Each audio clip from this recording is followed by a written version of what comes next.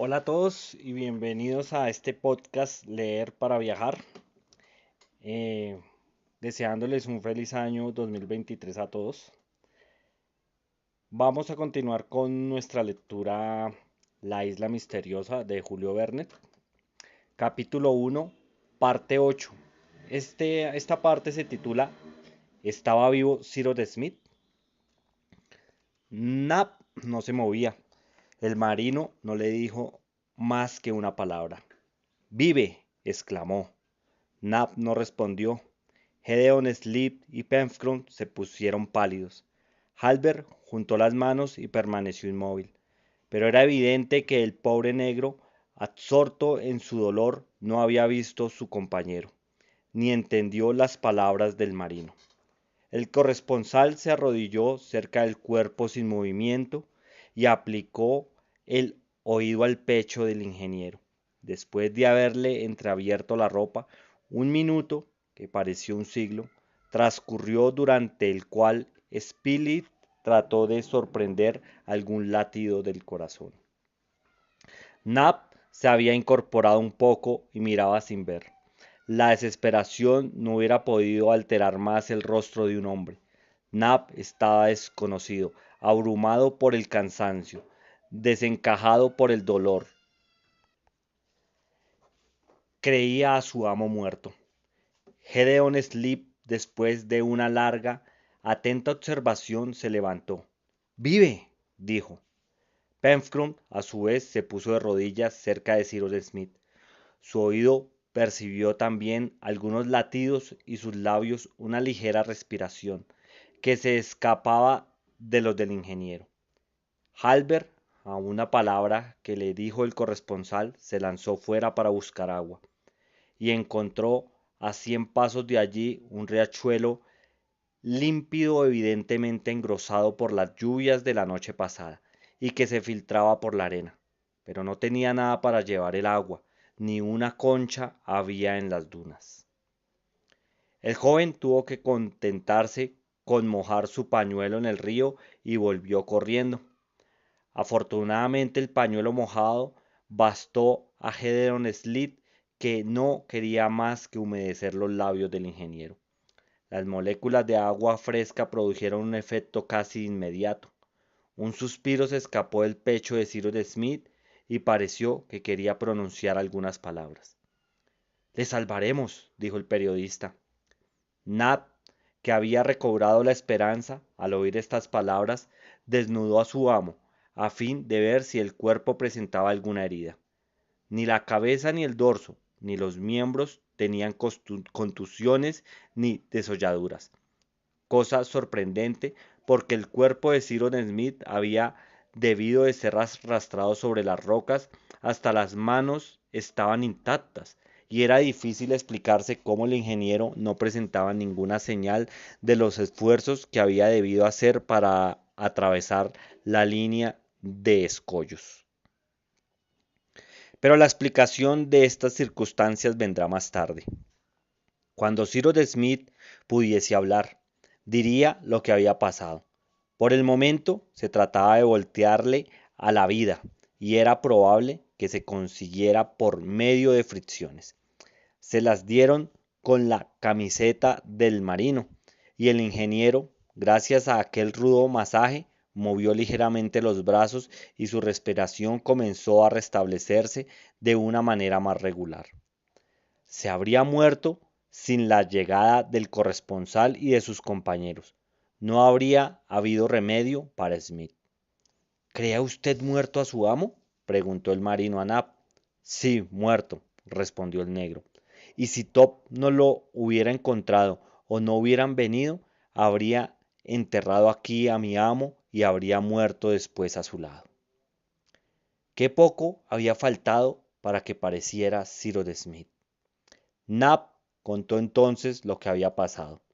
El día anterior, después de haber abandonado las chimeneas, al rayar el alba, había subido la costa en dirección norte y llegó a la parte del litoral que había visitado ya.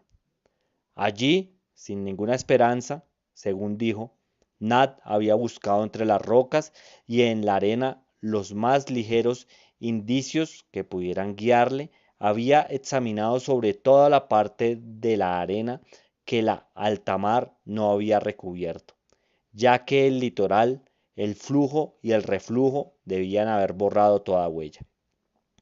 No esperaba encontrar a su amo vivo. Buscaba únicamente su cadáver para darle sepultura con sus propias manos. Sus pesquisas habían durado largo tiempo, pero sus esfuerzos fueron infructuosos. No parecía que aquella costa desierta hubiera jamás sido frecuentada por un ser humano. Las conchas a las cuales no podía el mar llegar y que se encontraban a millones más allá del alcance de las mareas, estaban intactas. No había ni una concha rota. En un espacio de 200 o 300 yardas no existía traza de un desembarco antiguo ni reciente. Nat se decidió, pues, a subir por la costa durante algunas millas, por si las corrientes habían llevado el cuerpo a algún punto más lejano. Cuando un cadáver flota a poca distancia de una playa llana, es raro que las olas no lo recojan tarde o temprano. Nab lo sabía y quería volver a ver a su amo una vez más. Recorrí la costa durante 2 millas más. Visité toda la línea de escollos de la mar baja, toda la arena de la mar alta, y desesperaba de encontrar algo. Cuando ayer, hacia las 5 de la tarde, me fijé en unas huellas que se marcaban en la arena. Huellas de pasos, exclamó Pencroff. Sí, contestó Nab. Y en esas huellas empezaban en los escollos mismos, preguntó el corresponsal. No, contestó Nab. Comenzaban en el sitio donde llegaba la marea, porque entre este sitio y los arrecifes las huellas debían haber sido borradas. Continúa Nab, dijo Gedeon Spilett. Cuando vi estas huellas me volví loco. Estaban muy marcadas y se dirigían hacia las dunas. Las seguí durante un cuarto de milla corriendo, pero cuidando no borrarlas. 5 minutos después, cuando empezaba a anochecer, oí los ladridos de un perro. Era Top, y Top me condujo aquí mismo, cerca de mi amo. Nab terminó su relato, ponderando su dolor al encontrar el cuerpo inanimado. Había tratado de sorprender en él algún resto de vida. Yo, que lo había encontrado muerto, lo quería vivo. Todos sus esfuerzos habían sido inútiles y no le quedaba otro recurso que tributar los últimos deberes al que amaba tanto. Entonces se acordó de sus compañeros. Estos querrían sin duda volver a ver por última vez al infortunado ingeniero. Top estaba allí. ¿Podría fijarse de la sagacidad del pobre animal? Nab pronunció muchas veces el nombre del corresponsal, que era de los compañeros del ingeniero, el más conocido de Top. Después le mostró el sur de la costa y el perro se lanzó en la dirección indicada. Ya se sabe cómo, guiado por un instinto que casi podría considerarse sobrenatural, porque el animal no había estado nunca en las chimeneas. Top había llegado. Los compañeros de Nat habían escuchado el relato con extrema atención. Era para ellos inexplicable que Cyrus Smith, después de los esfuerzos que había debido hacer para escapar de las olas atravesando los arrecifes, no tuviera señal ni el menor rasguño. Pero sobre todo, lo que no acertaban a explicarse era que el ingeniero hubiera podido llegar a más de 1 milla de la costa, aquella gruta en medio de las dunas. Nab, dijo al corresponsal, ¿no has sido tú el que ha transportado a tu amo hasta este sitio? No, señor, no he sido yo, contestó Nab. Es evidente que Smith ha venido solo, dijo Pencroff. Es evidente, observó Gedeon Spilett, pero parece increíble. No se podría obtener la explicación del hecho más que de boca del ingeniero, y para eso debía recobrar el habla. Felizmente, la vida volvía al cuerpo de Cyrus Smith. Las fricciones habían restablecido la circulación de la sangre y movió de nuevo los brazos, después la cabeza, y algunas palabras incomprensibles escaparon de sus labios. Nab, inclinado sobre él, Lo llamaba, pero el ingeniero no parecía oírlo. Sus ojos permanecían cerrados. La vida no se revelaba en él más que por el movimiento. Los sentidos no tenían aún parte. Pencroff sintió mucho no tener fuego a mano ni medio de procurárselo, pues por desgracia había olvidado de llevarse el trapo quemado, que se hubiera inflamado fácilmente al choque de dos guijarros. En cuanto a la en cuanto a los bolsillos del ingeniero, estaban absolutamente vacíos, excepción hecha de su chaleco, que contenía el reloj. Era precioso, pues transportaba a Cyrus Smith a las chimeneas lo más pronto posible. Este fue el parecer de todos. Entretanto, los cuidados prodigados al ingeniero le devolvieron el conocimiento antes de lo que podía esperar sus compañeros. El agua con la que humedecían sus labios lo reanimaba poco a poco. Pencroff tuvo la idea de mezclar con aquel agua un poco de sustancia de la carne de tetraos que se había llevado. Helber corrió a la playa y volvió con dos grandes moluscos bivalvos, y el marino compuso una especie de mixtura que introdujo en los labios del ingeniero, el cual pareció aspirarla ávidamente. Entonces sus ojos se abrieron. Nab y el corresponsal estaban inclinados sobre él.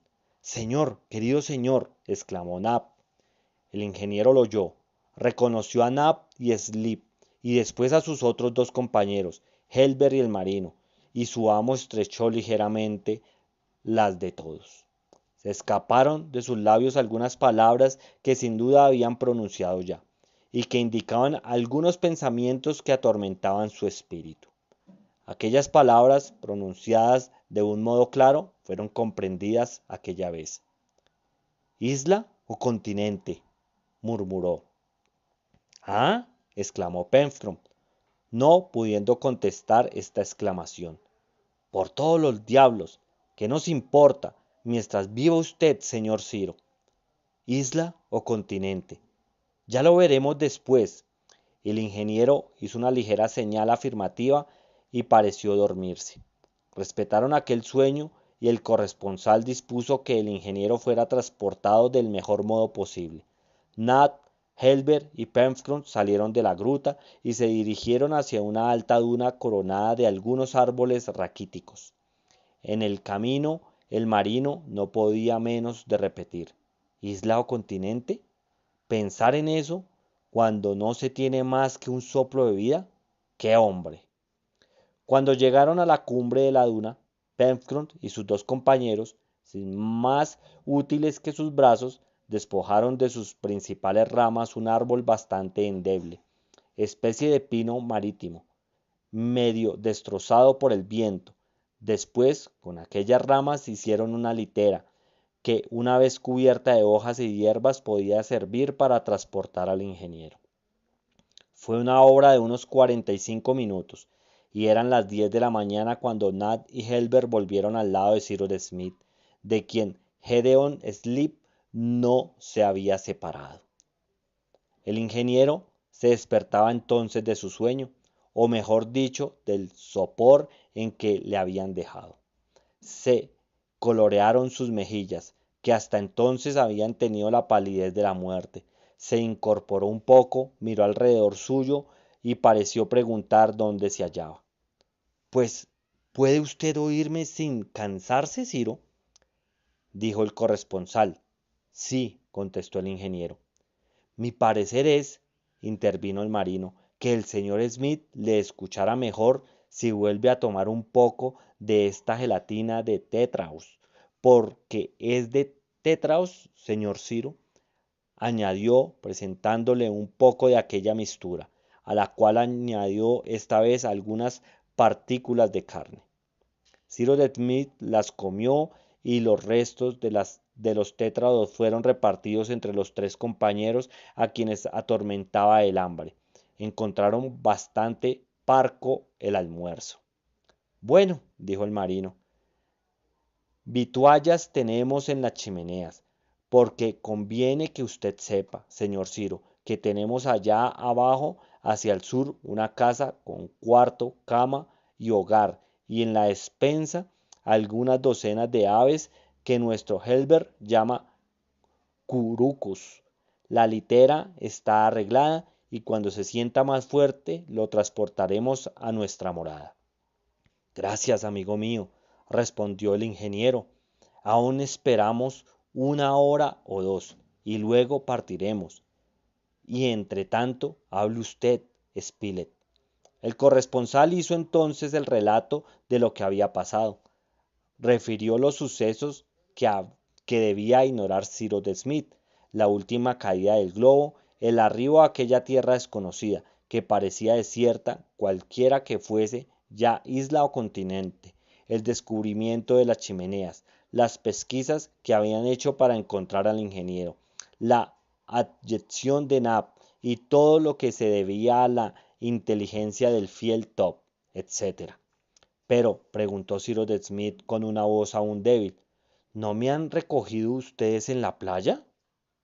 No, contestó el corresponsal. ¿Y no son ustedes los que me han traído a esta gruta? No. ¿A qué distancia está esta gruta de los arrecifes? Poco más o menos a media milla, contestó Pencroff. Y si está usted admirado, no estamos nosotros menos sorprendidos de verlo aquí. En efecto, contestó el ingeniero, que se reanimaba poco a poco y tomaba interés en aquellos detalles. En efecto, es muy singular, pero repuso el marino, ¿puede usted decirnos lo que le ha pasado desde que le llevó el golpe de mar? Cyrus Smith reunió sus recuerdos. Sabía muy poco. El golpe de mar lo había arrancado de la red del aerostato. Primero se hundió, volvió a la superficie y en aquella semioscuridad sintió un ser viviente agitarse cerca de él. Era Top, que se había precipitado tras él. Levantó los ojos y no vio ya el globo, que, libre de su peso y el del perro, habían partido como una flecha. Se encontró en medio de las olas irritadas, a una distancia de la costa que no debía ser menor de media milla. Trató de luchar contra las olas nadando con fuerza mientras Top le sostenía por la ropa, pero una corriente muy fuerte lo arrastró hacia el norte, y después de media hora de esfuerzos inútiles se hundió, arrastrando a Top con él al abismo. Desde aquel momento hasta el que se encontró en brazos de sus amigos no se acordaba de nada. Sin embargo, dijo Pencroff, usted debió de ser arrojado a la playa y debió tener fuerzas para caminar hasta aquí, porque Nab ha encontrado huellas de pasos. Sí, sin duda, contestó el ingeniero reflexionando. ¿Y ustedes no han visto huellas de seres humanos en esta costa? Ni rastro, advirtió el corresponsal. Por otra parte, si por casualidad alguien le hubiera salvado, ¿por qué le habría abandonado después de liberarlo del furor de las olas? Tiene usted razón, querido Split. Dime, Nab, añadió el ingeniero volviéndose a su criado. ¿No habrás sido tú en un momento de alucinación durante el cual... No, no, es absurdo. ¿Existen todavía algunas señales de pasos? Preguntó. Sí, sí, señor, contestó Nat. Mire usted a la entrada, a la vuelta misma de una duna, en una parte abrigada por el viento y la lluvia. Las otras han sido borradas por la tempestad. Pencroff, repuso Cyrus Smith, ¿quiere usted tomar mis zapatos y ver si corresponden con esas huellas? El marino hizo lo que pedía el ingeniero. Halbert y él, guiados por Nab, fueron al sitio donde se hallaban las huellas, mientras que Cyrus Smith decía al corresponsal, han pasado aquí cosas inexplicables. Tiene razón, contestó el periodista, pero no insistamos en este momento, querido de Split, ya hablaremos más tarde. Un instante después el marino Nab y Halbert volvían a entrar, no había duda. Los zapatos del ingeniero correspondían exactamente a las huellas conservadas. Así pues, Cyrus Smith las había dejado sobre la arena. Entonces, dijo el ingeniero, He sido yo el que experimentó esta alucinación que atribuía a Nab. Habré marchado como un sonámbulo sin saber lo que hacía, y ha sido Top el que, guiado por su instinto, me ha conducido aquí después de haberme arrancado de las olas. Ven, Tom, querido perro. El magnífico animal se adelantó hacia su amo, ladrando y haciéndole caricias que fueron devueltas con efusión. Se convendrá en que no se podía dar otra explicación a los hechos, cuyo resultado había sido el salvamento de Cyrus Smith, el cual era debido enteramente a Top. Hacia mediodía, Pencroff preguntó a Cyrus Smith si se hallaba en estado de que le transportaran, y el ingeniero, por toda respuesta, haciendo un esfuerzo que demostraba más voluntad que energía, se levantó, pero tuvo que apoyarse en el marino, porque de otro modo hubiera caído. Bueno, bueno, dijo Pencroff, acérquese la litera del señor ingeniero. Llevaron la litera, las ramas transversales habían sido recubiertas con musgo y hierba. Se echó en ella Cyrus Smith y se dirigieron hacia la costa, yendo Pencroff en un extremo de la camilla y Nab en el otro. Tenían que recorrer 8 millas, pero como no se podía ir deprisa y habían que detenerse a menudo, era preciso contar un lapso de 6 horas por lo menos antes de llegar a las chimeneas. El viento era cada vez más fuerte, pero no llovía. El ingeniero, tendido y recostado sobre un brazo, observaba la costa, sobre todo en la parte opuesta al mar.